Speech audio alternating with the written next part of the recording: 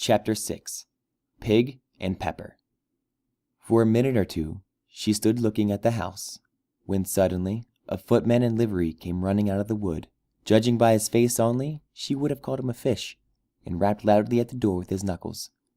It was opened by another footman in livery, with a round face and large eyes like a frog.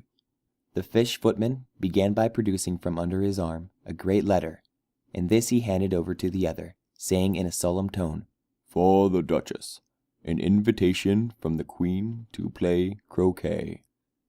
The frog footman repeated in the same solemn tone, "For the Queen, an invitation for the Duchess to play croquet."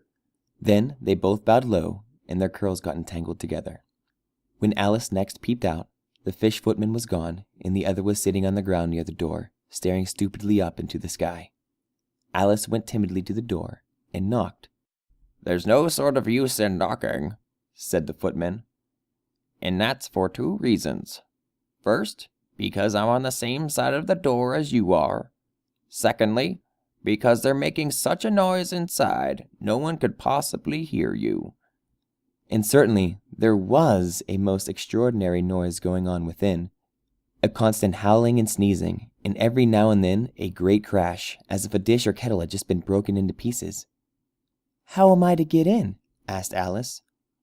"Are you to get in?" said the footman.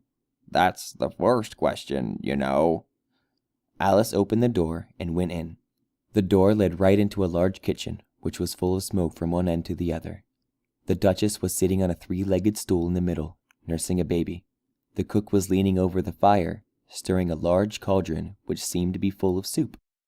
"There's certainly too much pepper in the soup," Alice said to herself, as well as she could for sneezing. Even the Duchess sneezed occasionally, and as for the baby, it was sneezing and howling alternately, without a moment's pause. The only two creatures in the kitchen that did not sneeze were the cook and a large cat, which was grinning from ear to ear. "Please, would you tell me," said Alice, a little timidly, "why your cat grins like that?" "It's a Cheshire cat," said the Duchess, "and that's why." "I didn't know that Cheshire cats always grinned.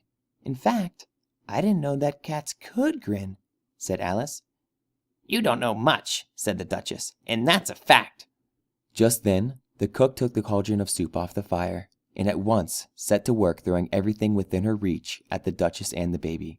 The fire irons came first, then followed a shower of saucepans, plates, and dishes. The Duchess took no notice of them, and even when they hit her, the baby was howling so much already that it was quite impossible to say whether the blows hurt it or not. "Oh, please mind what you're doing," cried Alice, jumping up and down in agony of terror.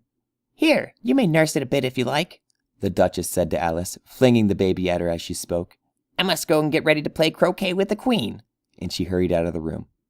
Alice caught the baby with some difficulty, as it was a queer-shaped little creature and held out its arms and legs in all directions.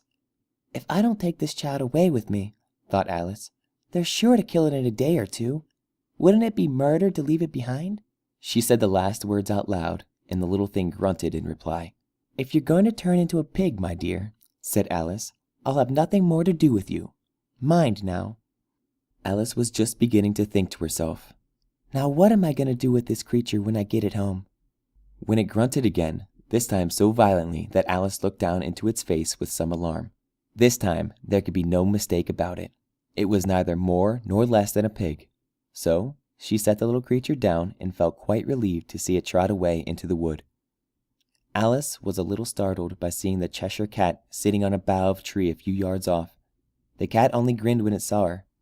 "Cheshire puss," began Alice, rather timidly, "would you please tell me which way I ought to go from here?" "In that direction," the cat said, waving the right paw round, "lives a hatter.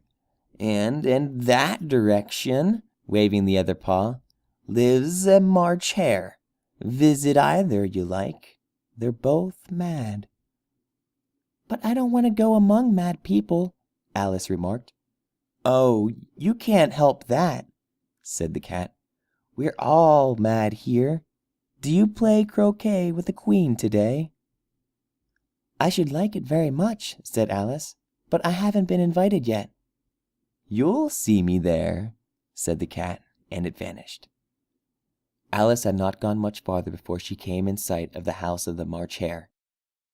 It was so large a house that she did not like to go near it till she had nibbled some more of the left-hand bit of mushroom.